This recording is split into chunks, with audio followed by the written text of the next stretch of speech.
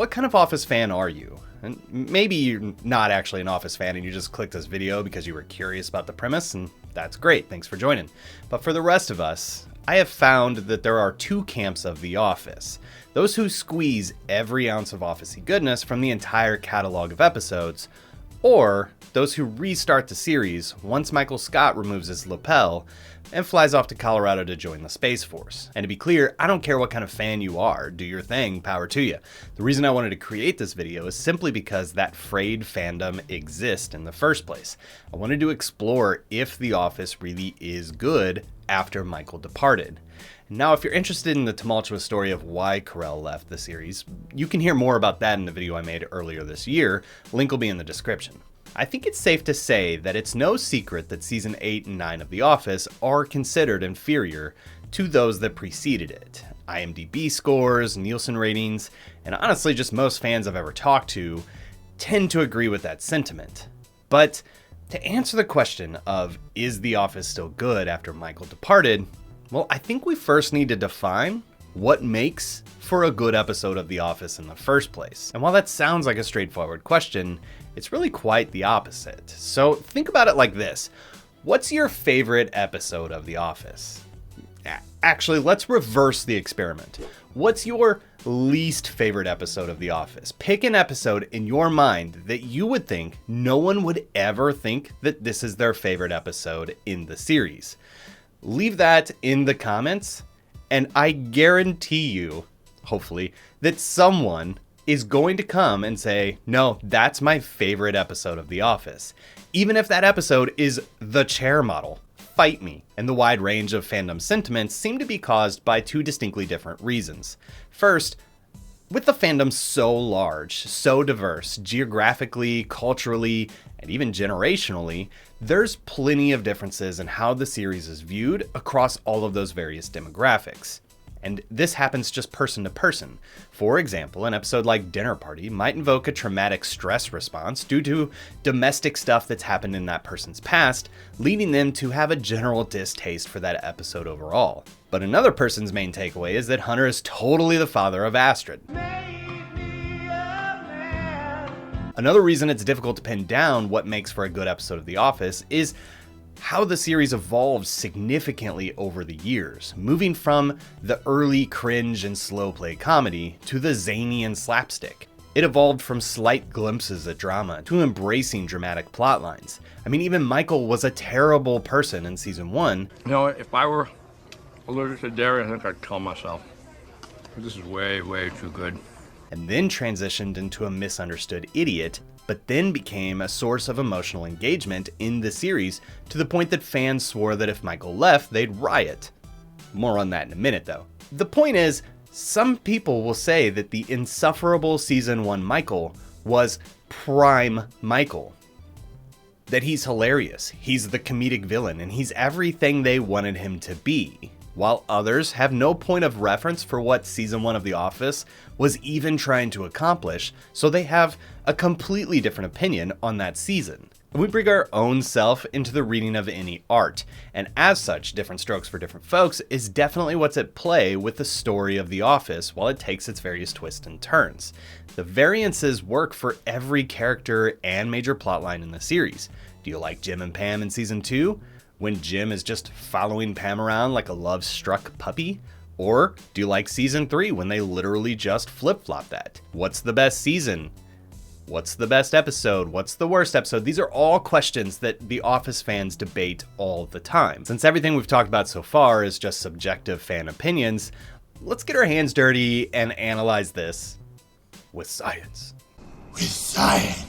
If we look at the highest rated episode across the series, let's take every episode of The Office with at least an 8.5 or above.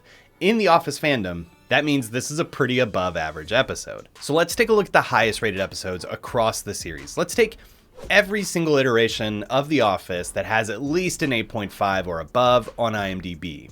That would mean that The Office fandom thinks that this is an above average episode. Taking out everything under 8.5, by the way, we would instantly X out every single episode of season 8, along with the majority of season 9. Looking at what we do have in our range, some of the highest rated episodes of The Office are major story-driven episodes. A few examples: the one where Jim asks Pam on a date, Jam's wedding, Goodbye Michael, the conclusion of the Michael Scott Paper Company arc. Most of the peaks in the ratings are surrounding these giant, plot-heavy, drama-filled episodes of The Office.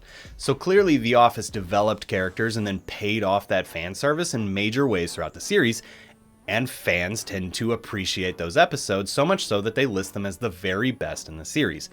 So for obvious reasons though, not every episode can feature a huge dramatic advancement in a major arc. So let's take those plot-heavy episodes out of the equation for a moment, and let's look at those high 8s, and what do we see there? This leaves us with episodes like The Injury, the one where Michael cooked your foot. Burn my foot, Pam.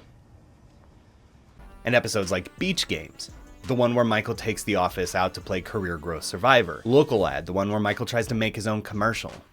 The Surplus, the one where Michael needs to balance the budget. It's really a good sample to look at here. These are just episodes of The Office. They are beloved by fans. They don't have huge arcs, just office-y goodness. And it's here we're going to find that Goldilocks zone of what makes for a good episode of The Office. So a good episode includes a situational setup, typically revolving around a white-collar office trope, tension that's typically amped up by the boss, a high joke to screen time ratio, typically involves a prank of some sort, side characters are doing side plot stuff, it'll tend to include at least generally one memorable bit, joke, or moment, and has anywhere between 1 to 3 minutes of relationship drama. I have just described to you the Loch Ness Monster. So I guess the question is the Michael Scott element absolutely necessary in that equation? I think it depends on how well the part of the boss was written, which we're going to need to talk about that too. So behind the scenes, Greg Daniels was the original showrunner for The Office. It was his baby, it was his vision. Every twist and turn from season 1 through season 4 was led directly by him. He even wrote and directed several of the highest rated episodes of the series himself. But Daniels left The Office after season 4. Primary responsibilities for showrunning then fell to Toby Flenderson and this lady from the bar in the finale. That is, until Jen left after season 6, having Paul on this island all by himself, running the series solo until Greg Daniels came back to showrun in season 9. Now, the quality of a show is not solely dependent on one person. It's definitely a team of highly talented people, but this showrunner role is vital as it sets the tone and vibe for the series, both in what we see as an outcome, but also in the culture of what happens behind the scenes. And by all accounts, while The Office was in season, the behind the scenes folks were always in a constant state of crunch in order to create one of the biggest shows on primetime television at the time. Nonetheless, virtually everyone since then has expressed that it was always a relatively positive experience working on The Office.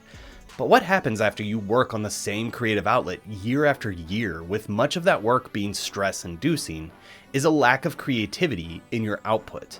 By the end of season 8, all of the original writers of the series had left. Michael Schur departed with Greg Daniels to go co-create Parks and Rec. Paul Lieberstein left the writer's room to go run the show after season 4. And everyone's favorite on-again, off-again couple officially departed the series after season 8. To fill the gaps in The Office's roundtable, new writers were brought in, with many of them sticking around for quite a while, and some of them only lasting a season or 2.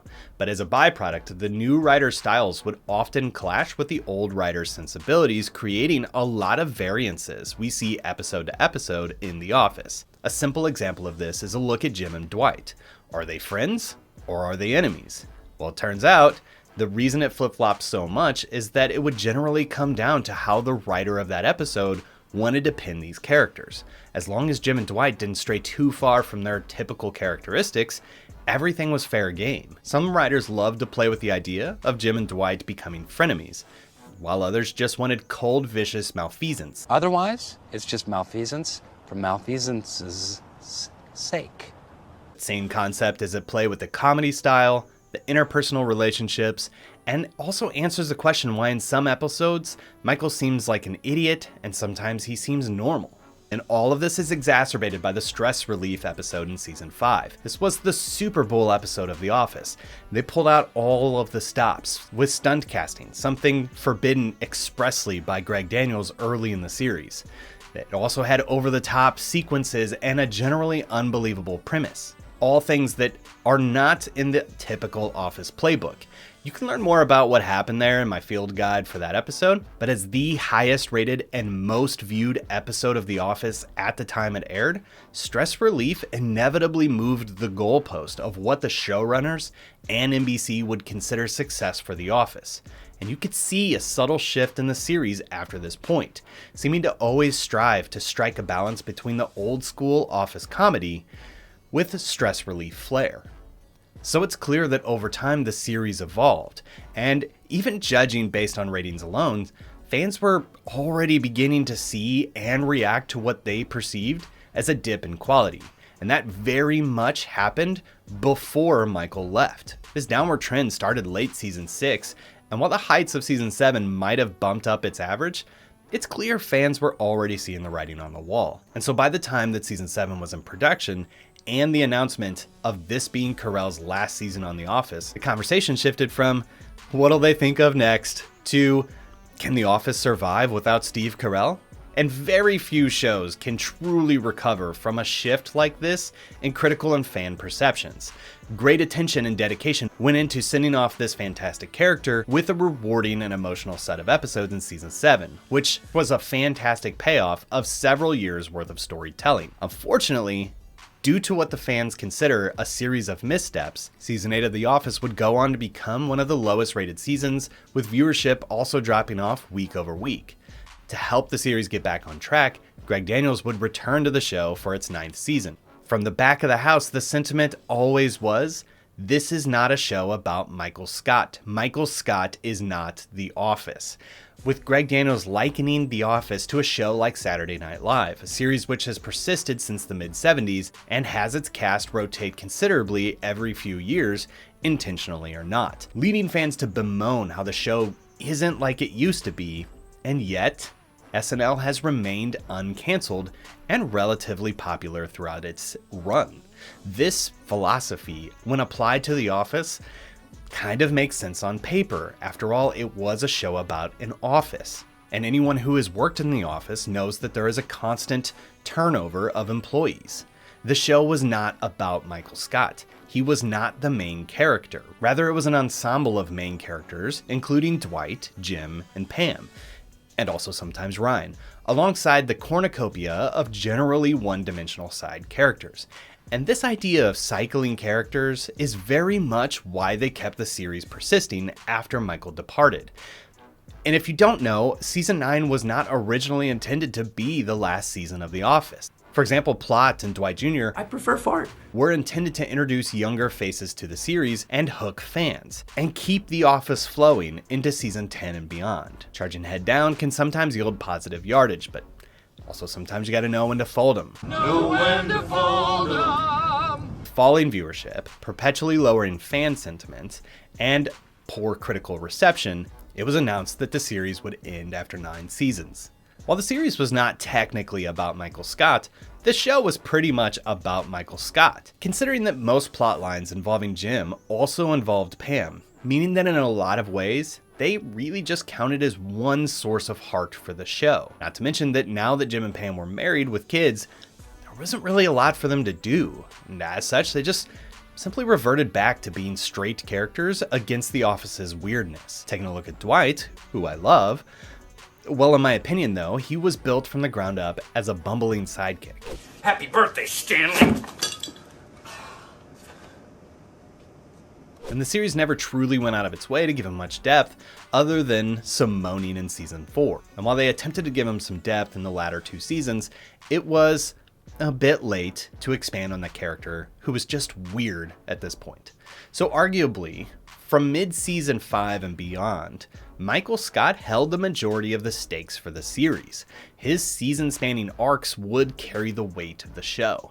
Moving into season 7, the showrunners knew they'd have to send Michael off with flying colors, which they absolutely executed on, exceeding most fans' expectations. But since they spent so much of season 7 showing character growth and story justification for Michael's departure, it left very little hooks to hold the already dwindling fandom. Michael Scott became this nebulous thing throughout his 7 seasons. He was the source of tension for many episodes, and yet he became the unlikely hero we all rooted for. His quest to find love and friendship, yet shooting himself in the toes every step of the way, made him a truly sympathetic character, even after years of terrible things he'd said and done.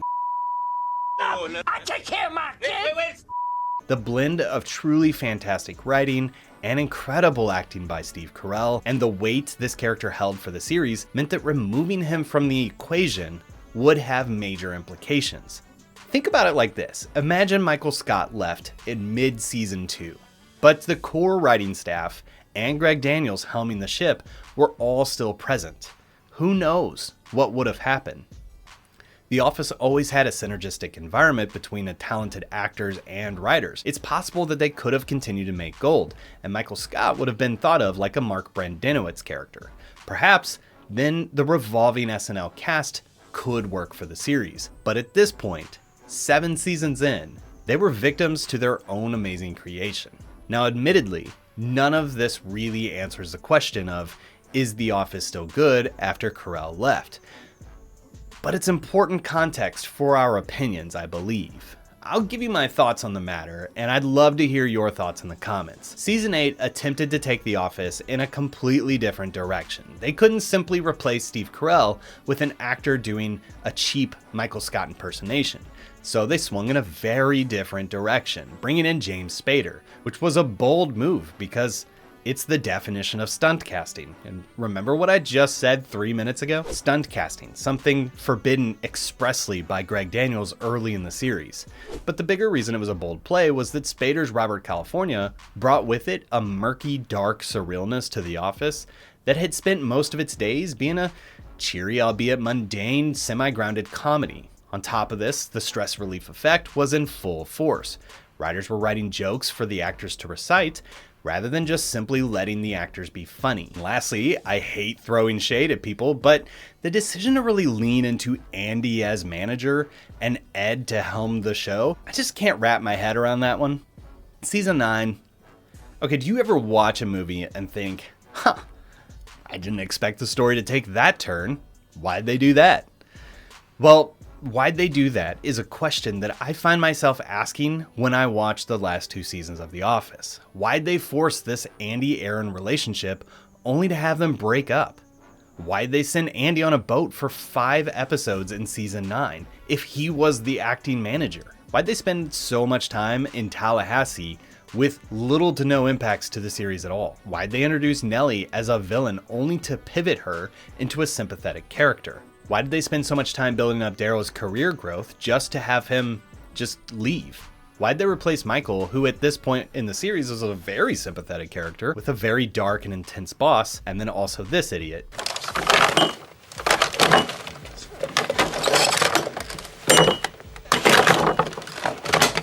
And the biggest why is, why would they think that interrupting Jim and Pam's marital bliss would be a good idea? This is even crazier to think about when you know that Greg Daniels originally wanted Jim and Pam to divorce during that season. Get a divorce. Get a divorce. Which is bonkers. It's a bold strategy, Cotton. Let's see if it pays off for him. It didn't. This is a pop culture icon being ripped apart. Fans hated it, and probably rightfully so. What's interesting is that there are, in fact, good answers to the questions I have. Some were just due to pivoting timelines and behind-the-scenes decisions. Some were due to actors' availabilities, and some were just bad ideas. One thing's for sure, there's no denying that after Michael Scott left, they opted to just throw stuff against the wall to see what stuck. Most of it didn't. But that's not to say there's nothing good after Michael leaves. There are some diamonds in the rough in the last 2 seasons. Some truly great episodes, great bits, fantastic jokes, and moments that pack emotional punches. And the last 4 episodes of The Office are considered some of the best in the series. It's good, But taking a look holistically, the fabric of The Office changed. It's good, but it's nowhere near as good. Highlights and lowlights, all of it makes me lament that for sure, in the multiverse, there's absolutely worlds in which a certain NBC president would have just sucked it up and made sure Carell stayed working on the series. How long could the series have run then? Another year? Maybe. 494 months. I could see that happening. But that's my thoughts on the latter 2 seasons of The Office. As for me, I'm definitely a fan who watches every episode of The Office, but I respect the game if you're a Carell purist. Either way, I'm excited to continue reviewing every episode of The Office here as we forge into this new territory. So next up, I'm going to do the field guide for Training Day. After that, I want to take a look at some of those diamonds in the rough episodes in a post-Michael Office. So keep your eye out for a top 10 list on the best episodes after Michael leaves. If you liked this, maybe give this video a like, and if you want to stay up to date with what I post, just click subscribe. And if you're super loving this, then consider becoming a channel member. I'm planning some stuff there, but anything helps. So thank you so much for watching, and we'll see you next time.